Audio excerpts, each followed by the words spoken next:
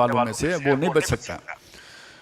یا بنی اسرائیل اذکروا نعمتی التی. اچھا یہ اب دوبارہ وہی آیت آ گئی ہے جو 5ویں رکوع میں آئی تھی. چھٹے بھی 5ویں اور چھٹے دونوں میں آئی, اور یہاں چھٹے والی بالکل ریپیٹ ہو رہی ہے. تو اب سمجھ لیں اس کا مطلب کیا ہے. خطاب کا کوئی نئی بات آ رہی ہے, آپ کسی سے بات کر رہے ہیں اور جب وہ ایک بات مکمل ہو گئی دوبارہ نئی بات شروع کر رہے ہیں, تو جب نئی اس کے لیے پھر آپ پھر سے خطاب کر رہے ہیں یا بنی اسرائیل. اب کوئی بات اور ہو رہی ہے. یہاں تک گویا ان پر اتمام حجت ہو گئی, یہاں تک ان کے سامنے ایک بات کھول دی گئی کہ تمہاری یہ شرارتیں ہیں. وہ جو الزامات تھے وہ پورے گن دیے گئے. آگے کیا بات ہے, یہاں سے وہ مضمون شروع ہو رہا ہے کہ اب تم معزول اور تمہاری جگہ ایک نئی امت کھڑی ہو رہی ہے.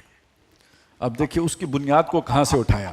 پہلے تو خطاب انہی سے ہوا, یا بنی اسرائیل, اے اسرائیل کے بیٹو, اذکروا نعمتی التی انعمت علیکم, میری نعمت یاد کرو جو میں نے تمہارے اوپر کی. وانی فضلتکم علی العالمین, میں نے تمہیں سارے جہان والوں پہ فضیلت دیے رکھی. واتقوا یوما, ڈرو اس دن سے, لا تجزی نفس عن نفس شیئا, جس دن کوئی جان کسی جان کے کچھ کام نہیں آئے گی. ولا یقبل منها عدل, نہ اس سے کوئی بدلہ قبول کیا جائے گا. ولا تنفعها شفاعت, نہ اس کو کوئی سفارش نفع دے گی. ولا هم ینصرون, نہ مدد کیے جائیں گے. یہ بات وہاں سے شروع کر کے اب موڑی کدھر ہے. وَإِذِ ابْتَلَىٰ إِبْرَاهِيمَ رَبُّهُ بِكَلِمَاتٍ فَأَتَمَّهُنَّ, یاد کرو ابراہیم کو جب آزمایا اس کے رب نے چند کلمات سے تو اس نے وہ پورے کر دیے. وہاں جب یا بنی اسرائیل شروع ہوا تھا اس سے پہلے کیا تھا, آدم علیہ السلام کا واقعہ تھا. بات قرآن پیچھے سے شروع کرتا ہے, آدم علیہ السلام, بنی اسرائیل. اب یہاں جو دوسرا خطاب شروع کیا نا آدم علیہ السلام نے, ابراہیم علیہ السلام. تو ابراہیم علیہ السلام کا معاملہ یہاں پہ کیوں آیا وہ اب سمجھیں آپ. یہ پہلے کلمات کو سمجھ لیں. کلمات کیا تھے؟ سب سے پہلے بت پرستی تھی, اس کے مقابلے میں حق کے لیے کھڑے ہوئے, بت توڑے.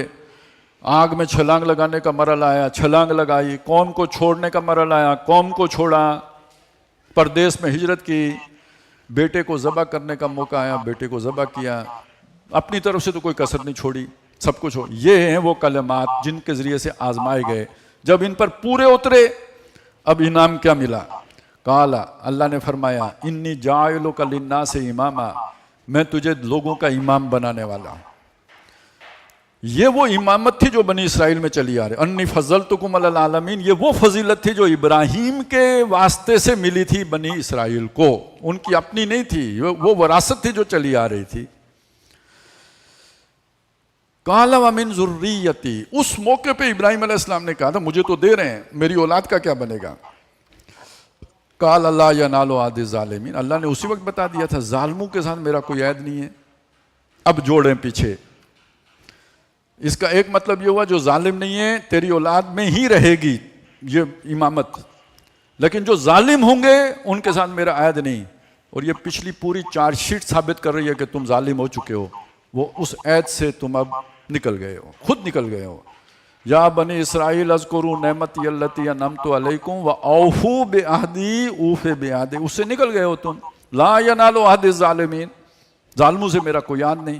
تو اب یہ کدھر جائے گا. ابراہیم کی اولاد میں جو ہم نے رکھنا ہے, تم تو ہو گئے ظالم ڈکلیئرڈ اور ثابت شدہ, تو اب یہ کدھر جائے گا. تو سنیں,